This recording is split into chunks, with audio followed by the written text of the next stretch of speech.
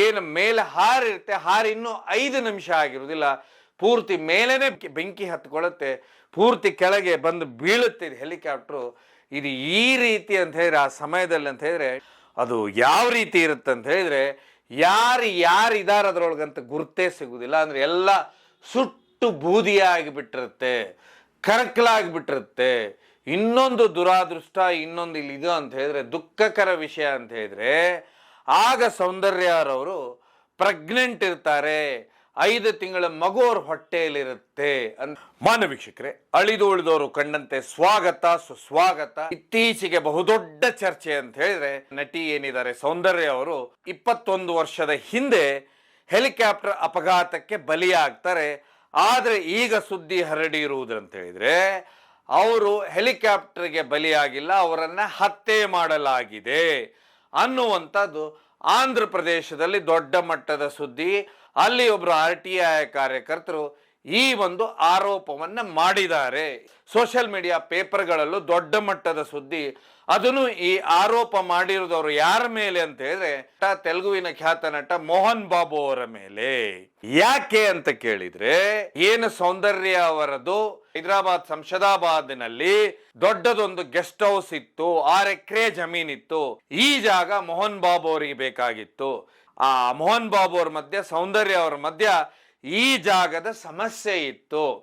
ಹೀಗಾಗಿನೇ ಇದೇ ವಿಷಯದಲ್ಲಿ ಇವರ ಹತ್ಯೆ ಆಗಿದೆ, ಅದು ಹೆಲಿಕಾಪ್ಟರ್ ದುರಂತವಲ್ಲ ಅಂತ ಹೇಳಿ ಈಗ ಅವರು ಮಾಡಿರುವಂತ ಆರೋಪ.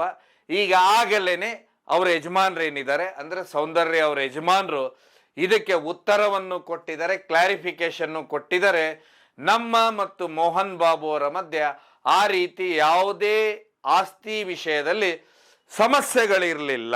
ಹಾಗಾದ್ರೆ ಯಾರು ಸೌಂದರ್ಯರವರು? ಯಾಕೆಂತ ಹೇಳಿದ್ರೆ ಆ ಸಮಯದಲ್ಲಿ ಒಂದು ಸುದ್ದಿ ದೊಡ್ಡ ಮಟ್ಟದಲ್ಲಿ ಹರಡಿತ್ತಂತ ಹೇಳಿದ್ರೆ, ಏನು ಈ ಹೆಲಿಕಾಪ್ಟರ್ ದುರಂತ ಆಗುತ್ತೆ, ಆ ಸಮಯದಲ್ಲಿ ಇವರು ಆಪ್ತ ಮಿತ್ರ ಅಂತ ಹೇಳಿ ಸಿನಿಮಾದ ಪಾತ್ರವನ್ನ ಮಾಡಿರ್ತಾರೆ. ಈ ಹೆಲಿಕಾಪ್ಟರ್ ದುರಂತ ಬಂದ್ಬಿಟ್ಟು ಏಪ್ರಿಲ್ 17ನೇ ತಾರೀಕಿಗಾದ್ರೆ ಆಪ್ತ ಮಿತ್ರ ಆಗಸ್ಟ್ ತಿಂಗಳಲ್ಲಿ ರಿಲೀಸ್ ಆಗುತ್ತೆ 2004. ನಂತರ ಇದು ಸೂಪರ್ ಡೂಪರ್ ಹಿಟ್ ಆಗುತ್ತೆ, 1 ವರ್ಷ ಎಲ್ಲ ಸಿನಿಮಾ ಥಿಯೇಟರ್ಗಳಲ್ಲೂ ನಡೆಯುತ್ತೆ. ಇದರಲ್ಲಿ ವಿಶೇಷವಾಗಿ ಸೌಂದರ್ಯ ಅವರ ಪಾತ್ರ ತುಂಬಾ ಗಮನ ಸೆಳೆಯುತ್ತೆ. ಅದು ಯಾವುದಂದ್ರೆ ನಾಗವಲ್ಲಿ ಪಾತ್ರ. ಈ ನಾಗವಲ್ಲಿ ಪಾತ್ರ ಮಾಡಿದ್ರಿಂದನೇ ಈ ಹೆಲಿಕಾಪ್ಟರ್ ಅಪಘಾತವಾಯಿತು, ಹೀಗಾಗಿ ಅವ್ರಿಗೆಲ್ಲ ಈ ಸಮಸ್ಯೆಗಳಾಯ್ತು ಅನ್ನುವಂಥದ್ದು ಆ ಸಮಯದಲ್ಲಿ ದೊಡ್ಡ ಮಟ್ಟದ ಸುದ್ದಿ ರೂಮರು ಹರಡಿತ್ತು. ಹಾಗಾದ್ರೆ ನಿಜವಾಗ್ಲೂ ಅವತ್ತು ಏನಾಗಿತ್ತು? ಯಾರು ಸೌಂದರ್ಯರವರು? ಯಾಕಂತ ಹೇಳಿದ್ರೆ ಒಂದು ಜನರೇಷನ್ ಗೊತ್ತಿರುತ್ತೆ, ಮತ್ತೆ ಇನ್ನೊಂದು ಜನರೇಷನ್ ಇವತ್ತು ಆ ಸಿನಿಮಾಗಳನ್ನ ನೋಡ್ತಾ ಇರುತ್ತೆ. ಆದ್ರೆ ಸೌಂದರ್ಯ ಅವರು 1972ನೇ ಇಸ್ವಿಯಲ್ಲಿ ಹುಟ್ಟುತ್ತಾರೆ. ಇವರು ಕೋಲಾರ ಜಿಲ್ಲೆಯ ಮುಳಬಾಗಿಲು ತಾಲೂಕಿನಲ್ಲಿ ಇವರು ಹುಟ್ಟುತ್ತಾರೆ. ಯಾಕೆಂದ್ರೆ ಇವರು ತಂದೆ ಅವತ್ತಿನ ಖ್ಯಾತ ಪತ್ರಕರ್ತರಾಗಿರ್ತಾರೆ ಸತ್ಯನಾರಾಯಣ ಅವರು. ಅದಾದ ನಂತರ ಅವರು ಫರ್ದರ್ ಅಂದ್ರೆ ಮುಂದಿನ ಎಜುಕೇಶನ್ ಎಲ್ಲ ಬೆಂಗಳೂರಲ್ಲಿ ಮಾಡ್ತಾರೆ. ಬೆಂಗಳೂರಲ್ಲಿ ಮಾಡಿದಂಥವ್ರು 1992ನೇ ಇಸ್ವಿಗೆ ಇವರು ಚಿತ್ರರಂಗಕ್ಕೆ ಕಾಲಿಡ್ತಾರೆ.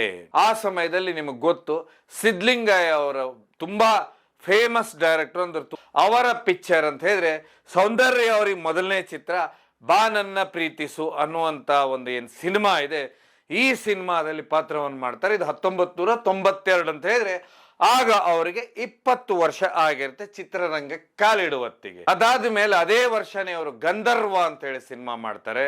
ಅದಾದ ಮೇಲೆ ರಾಜಾದಿರಾಜ ಅಂತ ಹೇಳಿ ಒಂದು ಸಿನಿಮಾ ಬರುತ್ತೆ, ಇದು ವಿಷ್ಣುವರ್ಧನ್ ಅವ್ರ ಸಿನಿಮಾ. ಆ ಸಿನಿಮಾದಲ್ಲಿ ಪಾತ್ರ ಮಾಡ್ತಾರೆ. ಅದಾದ ಮೇಲೆ ಇವರು ಕನ್ನಡದಲ್ಲೇ ಪಾತ್ರ ಮಾಡ್ತಿರ್ತಾರೆ.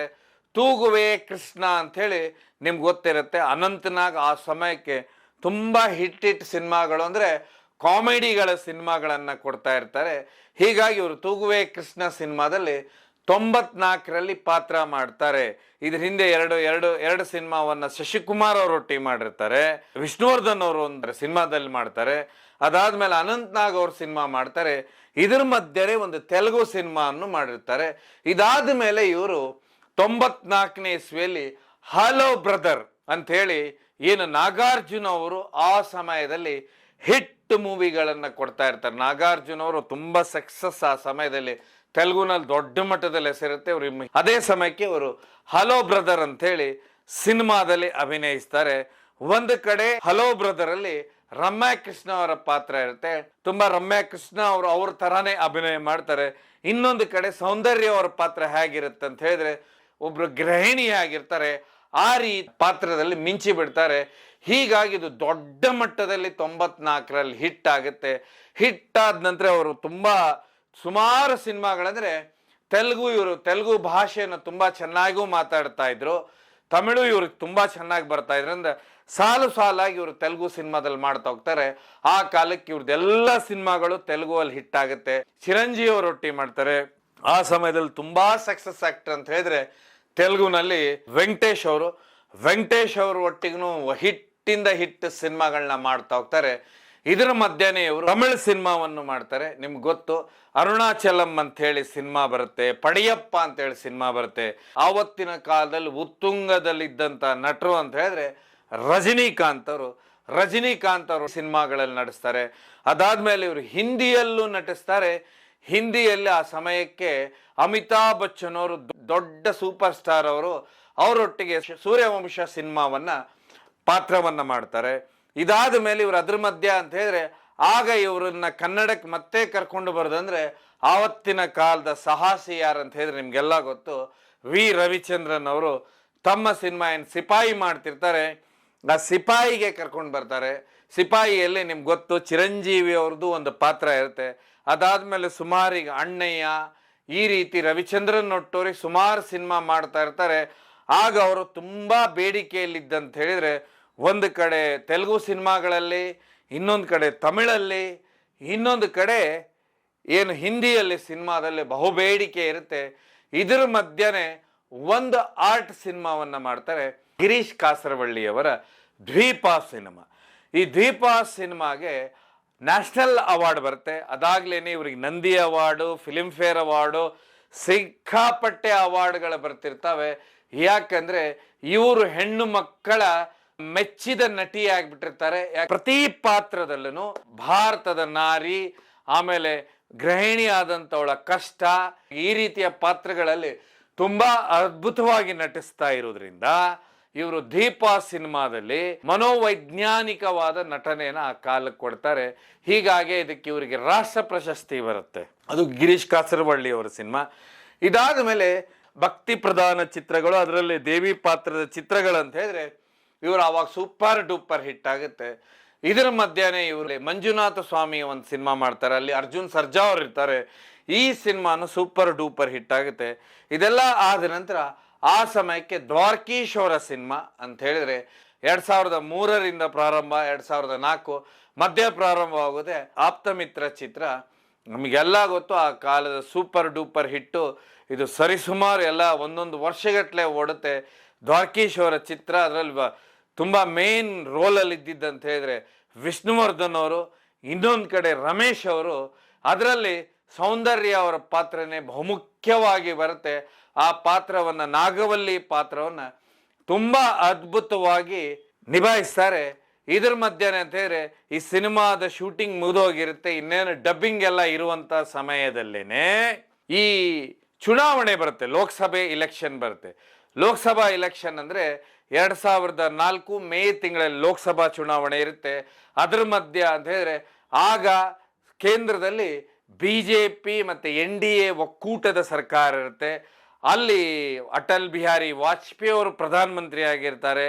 LK ಅಡ್ವಾಣಿ ಅವರು ಆ ಸಮಯದಲ್ಲಿ ತುಂಬಾ ಸಕ್ರಿಯವಾಗಿರ್ತಾರೆ. ಹೀಗೆ ದೊಡ್ಡ ದೊಡ್ಡ ಘಟಾನುಘಟಿ ಲೀಡರ್ಸ್ ಎಲ್ಲ ಇರ್ತಾರೆ. ಅರುಣ್ ಜೇಟ್ಲಿ ಇರ್ತಾರೆ, ಸುಷ್ಮಾ ಸ್ವರಾಜ್ ಅವರು ಇರ್ತಾರೆ. ಅವರೆಲ್ಲ ಅಂತ ಹೇಳಿದ್ರೆ ಎಲ್ಲಾ ದಕ್ಷಿಣ ಭಾರತದ ರಾಜ್ಯಗಳಲ್ಲೂ ಬಿಜೆಪಿಯನ್ನ ಪಕ್ಷವನ್ನ ಕಟ್ಟುತ್ತಾ ಇದ್ದಾರೆ.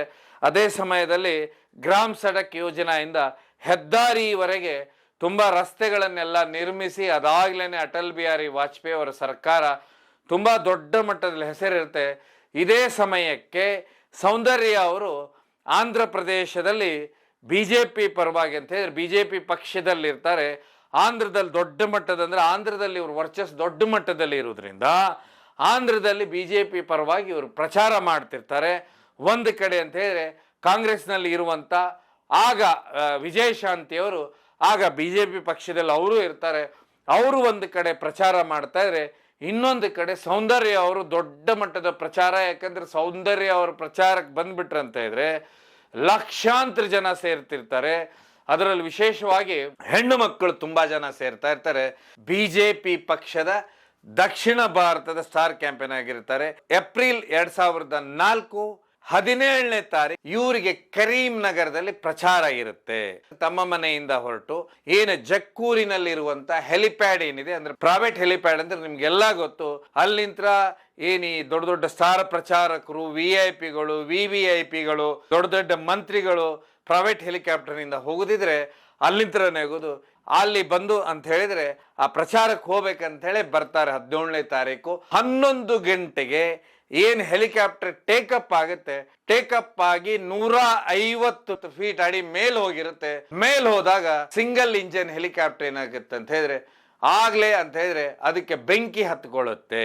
ಬೆಂಕಿ ಹತ್ಕೊಂಡಾಗ ಇವರೊಟ್ಟಿಗೆ ಸೌಂದರ್ಯ ಅವರೊಟ್ಟಿಗೆ ಅವರ ಬ್ರದರ್ ಸಹೋದರ ಅಮರ್ನಾಥ್ ಅವರು ಇರ್ತಾರೆ, ಇನ್ನೊಬ್ರು ಬಿಜೆಪಿ ಪಾರ್ಟಿ ವರ್ಕರ್ ಇರ್ತಾರೆ, ಇನ್ನೊಬ್ರು ಅದರ ಪೈಲಟ್ ಇರ್ತಾರೆ.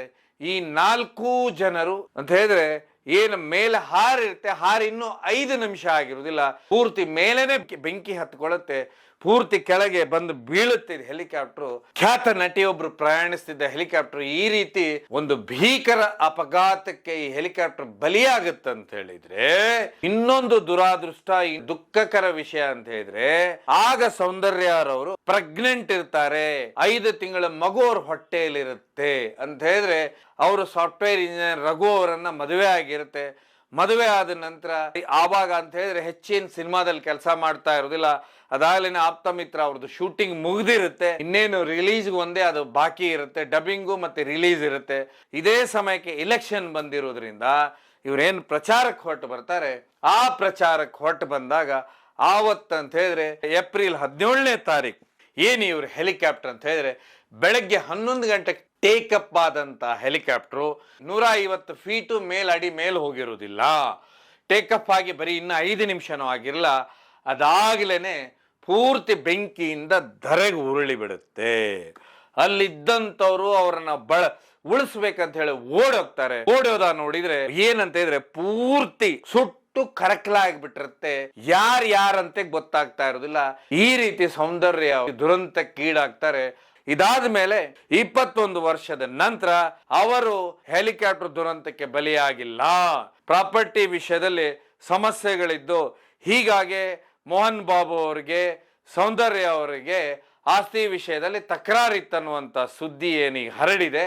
ಇದಕ್ಕೆ ಈಗಾಗ್ಲೇನೆ ಏನು ಸೌಂದರ್ಯ ಅವರ ಯಜಮಾನರಿದ್ದಾರೆ, ನಮಗೆ ಮೋಹನ್ ಬಾಬು ಅವರಿಗೆ ಯಾವುದೇ ರೀತಿಯ ಆಸ್ತಿಯ ಸಮಸ್ಯೆಗಳಿಲ್ಲ, ಇದು ಒಂದು ಸುಳ್ಳು ಅಲಿಗೇಷನ್ ಅಂತ ಹೇಳಿದ್ರೆ ಇದೊಂದು ಸುಳ್ಳು ಆರೋಪ ಅನ್ನುವಂಥದ್ದು ತುಂಬಾ ಕ್ಲಿಯರ್ ಕಟ್ ಆಗಿ ಈಗಾಗಲೇ ಕೊಟ್ಟಿದ್ದಾರೆ. ಆದ್ರೆ ಖ್ಯಾತ ನಟಿಯಾಗಿರುವುದರಿಂದ ಅವರ ಸಾವಿನ ವಿಷಯ ಆಗಿರುವುದರಿಂದ ಈ ಸುದ್ದಿ ದೊಡ್ಡ ಮಟ್ಟದಲ್ಲಿ ಸಾಮಾಜಿಕ ಜಾಲತಾಣದಲ್ಲಿ ಹರಡಿದೆ.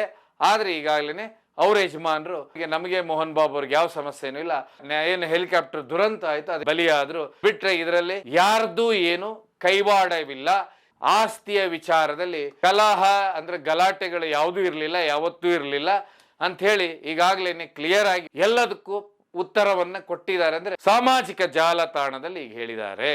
ಆವತ್ತಿನ ಖ್ಯಾತ ನಟಿ ಸೌಂದರ್ಯ ಅವರು ದುರಂತ ಅಪಘಾತಕ್ಕೊಳಗಾದ್ರು. ಇದಾದ ಮೇಲೆ ಸೌಂದರ್ಯ ಅವರ ಹೆಸರಲ್ಲಿ ಅವ್ರ ತಾಯಿಯವರು ಬೆಂಗಳೂರಿನಲ್ಲಿ ರಾಜ್ಯದಲ್ಲಿ ಬೇಕಾದಷ್ಟು ಕಡೆ ಕೆಲವೊಂದು ಸ್ಕೂಲ್ಗಳನ್ನ, ಅನಾಥಾಶ್ರಮಗಳನ್ನ ಕಟ್ಟಿ ತಾವು ಇವತ್ತಿಗೂ ಅವ್ರ ಹೆಸರಲ್ಲಿ ದಾನ ಧರ್ಮಗಳನ್ನ ಮಾಡ್ತಾ ಇದ್ದಾರೆ ಇವತ್ತಿಗೂ. ಇದಾಗಿತ್ತು ಏನು ಒಂದು ಸೌಂದರ್ಯ ಅವರ ಸುದ್ದಿ ಇತ್ತೀಚೆಗೆ ಹರಡಿದಂತ ವಿಷಯಕ್ಕೆ ಏನಾಗಿತ್ತು ನಿಜವಾಗ್ಲು ಅಂತ. ಇದಾಗಿತ್ತು ಕಾರ್ಯಕ್ರಮ ನೋಡಿದಕ್ಕೆ ಧನ್ಯವಾದ. ಕೇವಲ ಜನಜಾಗೃತಿಗೋಸ್ಕರ